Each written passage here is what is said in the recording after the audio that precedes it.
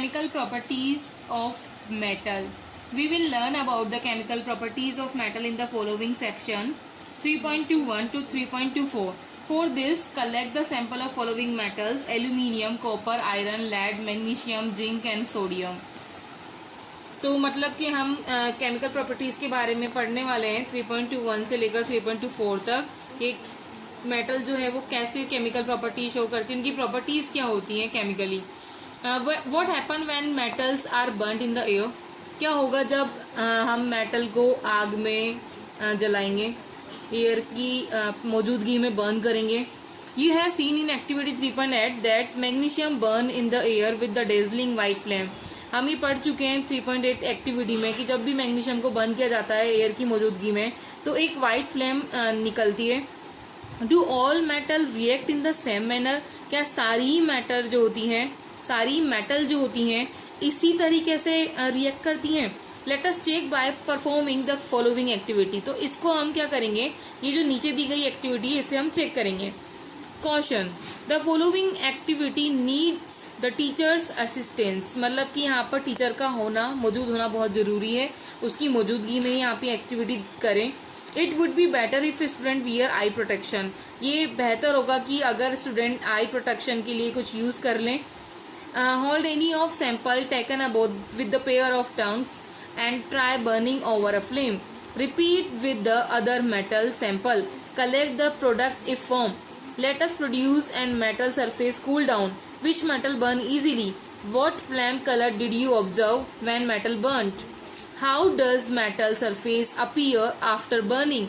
Arrange the metal in the decreasing order of their reactivity towards oxygen. Are the products soluble in water? तो हम क्या करेंगे कि जो भी हमने सैंपल लिए हैं ना उनको अ पेयर ऑफ टंग से उठा लेंगे और आग में जलाएंगे. फिर देखेंगे कि कौन सा प्रोडक्ट फॉर्म हो रहा है, उसको कलेक्ट कर लेंगे अगर कोई प्रोडक्ट फॉर्म हो रहा है तो. फिर ये चेक करेंगे हम. फिर क्या करेंगे, प्रोडक्ट और मेटल को ठंडा होने देंगे. हम ये चेक करेंगे कि कौन सी मेटल जो है आसानी से जल गई थी, कौन सी फ्लेम आई थी, ठीक है. और ये देखेंगे कि मेटल सरफेस कैसी दिखी उसके बाद, जलने के बाद कैसी दिखी. और ये भी चेक करेंगे कि ऑक्सीजन की तरफ उनकी रिएक्टिविटी कैसी है. हम उसको डिक्रीजिंग ऑर्डर में लिख देंगे. और ये भी देखेंगे कि जो भी प्रोडक्ट फॉर्म हुआ है क्या वो वाटर में सोल्यूबल है. Almost all metal combine with oxygen to form metal oxide. हम ये देखते हैं कि जो अधिकतर मेटल होती हैं वो ऑक्सीजन के साथ कंबाइन हो जाती है और मेटल ऑक्साइड फॉर्म करती हैं. एग्जाम्पल दे रखा है यहाँ पर कि अगर कॉपर ऑक्सीजन के साथ रिएक्ट करेगा तो कॉपर सेकेंड ऑक्साइड फॉर्म करेगा, ये एक ब्लैक ऑक्साइड होता है. सिमिलरली अगर एल्यूमिनियम भी ऑक्सीजन के साथ रिएक्ट करेगा तो एल्यूमिनियम ऑक्साइड फॉर्म करेगा. हम चैप्टर 2 को रिकॉल करते हैं. How copper oxide react with the hydrochloric acid. के हम वहाँ देखेंगे कि कैसे जो कॉपर ऑक्साइड होता है वो हाइड्रोक्लोरिक एसिड के साथ रिएक्ट करता है. We have learn that metal oxide are basic in nature. हम ये पढ़ चुके हैं कि मेटल ऑक्साइड जो होता है वो बेसिक होता है. But some metal oxides such as aluminium oxide, zinc oxide, etc. show both acidic as well as basic behavior. लेकिन कुछ मेटल ऑक्साइड ऐसे भी होते हैं जो एसिडिक बिहेवियर भी शो करते हैं और बेसिक बिहेवियर भी शो करते हैं. Such metal oxide which react with both acid as well as base to produce salt and water are known as amphoteric oxide.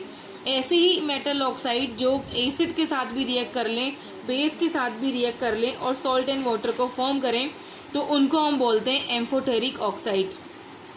Aluminium oxide react in the following manner with acid and bases. Aluminium oxide acid के साथ भी react करता है and salt and water हमें देता है. और aluminium oxide अगर बेस के साथ भी रिएक्ट करता है तो भी हमें सॉल्ट एंड वाटर मिलता है. Most metal oxide are insoluble in water. अधिकतर जो मेटल ऑक्साइड होते हैं वो पानी में नहीं घुलते हैं, लेकिन कुछ उनमें से घुल जाते हैं और एल्कलीज फॉर्म करते हैं. Sodium oxide and potassium oxide जो होते हैं वो वाटर में घुल जाते हैं और एल्कलीज प्रोड्यूस करते हैं. जैसे यहाँ पर एग्जाम्पल आपको दे रखा है. We have observed in activity 3.9 that all metal do not react with oxygen at the same rate.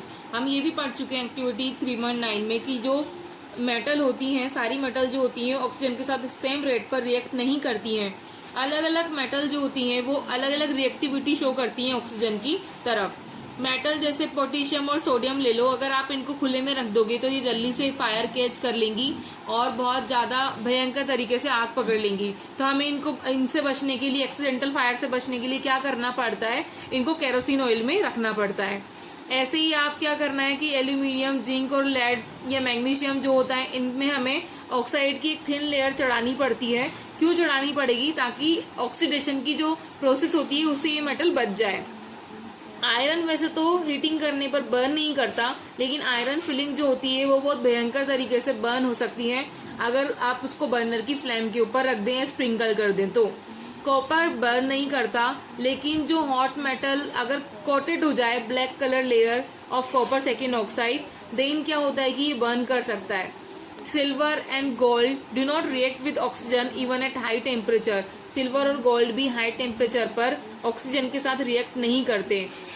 Do you know, anodizing is a process of forming a thick oxide layer of aluminium. Anodizing एक ऐसी process होती है जिससे हम एक thick layer form कर सकते हैं एल्यूमिनियम की। Aluminium develop a thin oxide layer when exposed to air. Aluminium क्या कर लेता है, एक थिन ऑक्साइड लेयर डेवलप कर लेता है जब भी वो एयर के कांटेक्ट में आता है। This aluminium oxide coat make it resistance to further corrosion, और यही एल्यूमिनियम ऑक्साइड कोरोजन से बचाता है। The resistance can be improve further by making the oxide layer thicker, और रेजिस्टेंस और भी ज़्यादा हो सकता है अगर ऑक्साइड लेयर ज़्यादा थिकर हो। During anodizing a clean aluminium article is made the anode and is electrolysed with the dilute sulphuric acid. अब क्या होगा कि एनोडाइजिंग की जब प्रोसेस होगी तो एक जो क्लीन एल्यूमिनियम आर्टिकल होगा है ना, उससे एनोड बनाया जाएगा और फिर उसको इलेक्ट्रोलाइज किया जाएगा डाइल्यूट सल्फ्यूरिक एसिड के साथ में।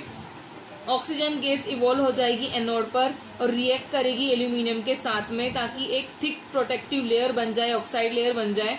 ये ऑक्साइड लेयर जो होती है इजीली डाइड हो जाती है ताकि एल्यूमिनियम जो आर्टिकल होते हैं वो एक अट्रैक्टिव फिनिश दे सके हमें। After performing activity 3.9 you must have observed that sodium is most reactive of the sample of metal taken here। जितने भी सैंपल आपने लिए हैं उसमें सबसे ज़्यादा रिएक्टिव मेटल सोडियम है। The reaction of magnesium is less vigorous, implying that is not as reactive as sodium, but burning in oxygen does not help us to decide about reactivity of zinc, iron, copper और lead। जो magnesium होती है वो as compare to sodium कम reactive है, लेकिन अगर हम जिंक, आयरन, कॉपर, लेड की बात करें तो हम डिसाइड नहीं कर पाएंगे कि ये इनकी रिएक्टिविटी क्या है ऑक्सीजन की तरफ। Let us see more reaction to arrive at conclusion about the order of reactivity of these metal. तो इसके लिए हमें क्या करना पड़ेगा और एक्टिविटी परफॉर्म करनी पड़ेगी।